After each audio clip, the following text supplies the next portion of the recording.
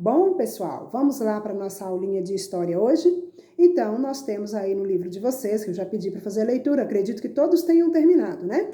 E nós vamos estudar hoje, então, um pouco mais sobre a linguagem escrita, o surgimento da linguagem escrita. Vocês viram aí no livro de vocês, na página 98, que durante muito tempo acreditou-se que a escrita surgiu na Mesopotâmia, mas depois ficou claro para os estudiosos que não foi bem assim.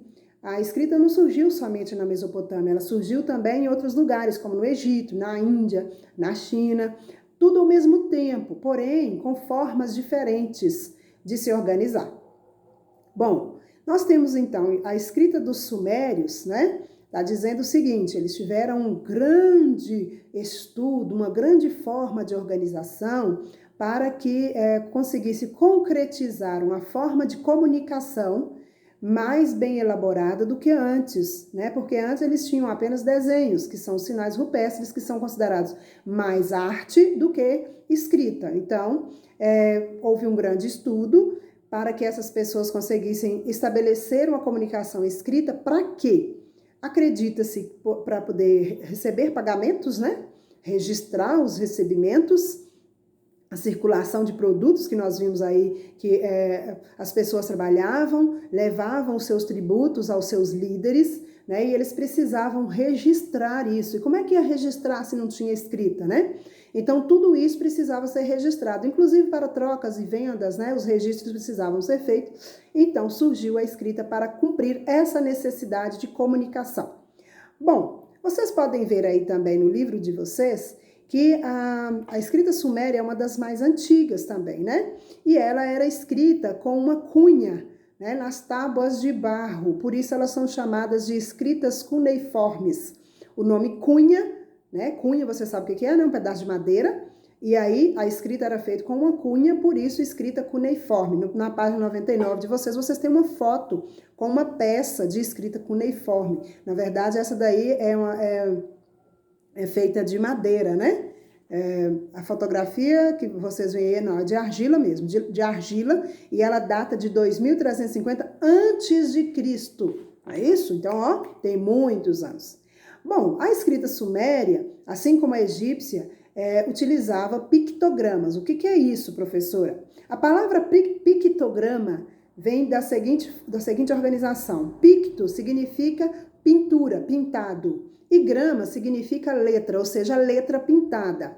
Na verdade, são desenhos, né? Então, os pictogramas vêm antes dos alfabetos e eles são desenhos, né? Aí no livro de vocês vão ter a explicação que são desenhos simplificados e estilizados que representam objetos ou seres. E são desenhos para representar uma determinada situação de comunicação, né?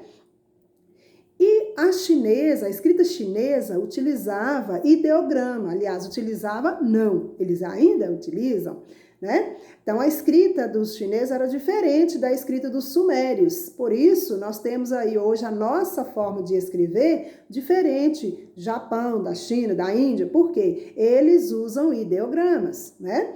E se você olhar, você não entende nada. Agora, se você pegar, por exemplo, o inglês, uma língua diferente da nossa, é um idioma diferente do nosso, porém, eles usam o mesmo alfabeto, ou seja, porque tem a mesma origem, que é o alfabeto fenício, né? O espanhol é uma outra língua, um outro idioma, porém, tem a mesma utilização que a gente, ou seja, o nosso alfabeto também é utilizado em outros locais, sons diferentes, o mesmo alfabeto. E aí, como é que surge o alfabeto? Vamos lá para a página 100 do livro. Você tem aí que o alfabeto fenício foi desenvolvido por volta de 1100 a.C. Lembrando que as datas antes de Cristo é na ordem decrescente, ou seja, está mais próximo do nascimento de Cristo, né? É mais novo do que os ideogramas e pictogramas lá de 3500 a.C. Então, nós temos aí o surgimento, aí foi uma revolução, porque isso aí não é mais uma comunicação usando desenhos, né? Os símbolos se transformam em letras, que a gente chama hoje. A letra é um símbolo, só que ela tem um som, e esse som precisa ser combinado para formar as palavras, né? Então, em vez de milhares de ideogramas, o que acontece? Organiza-se ali, naquela época eram 22 sinais apenas, hoje nós temos 26, né?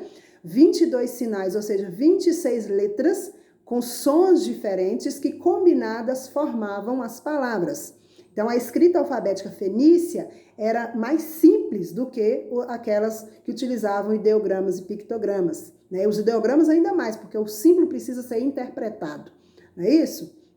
E aí nós tivemos a evolução e hoje nós temos aí, né, na página 101, vocês podem observar que nós temos aí os caracteres do alfabeto latino e do alfabeto grego. Os dois basearam-se no alfabeto fenício, por isso nós temos escrita e a nossa forma de registro é diferente do Japão, tá bom, pessoal? Mas os ideogramas e pictogramas sumiram, professora? Não. Primeiro que a gente ainda tem aí as línguas, né, do Japão, da China, da Índia, que utiliza os ideogramas. E os pictogramas estão presentes em todos os lugares, ou seja, eles são imagens, são desenhos. Então você pega os emojis, você pega os sinais de trânsito, as placas que não têm letras, você pega várias outras formas de comunicação, por exemplo, nas propagandas, nas logos de grandes empresas, você pode observar que praticamente todas utilizam desenhos. Se eles utilizam desenhos, significa que eles estão usando essa linguagem de ideogramas ou pictogramas, a maioria pictogramas. Então, eles estão por aí, né? Ô, professor, e o que é o ideograma? Ideograma é uma ideia.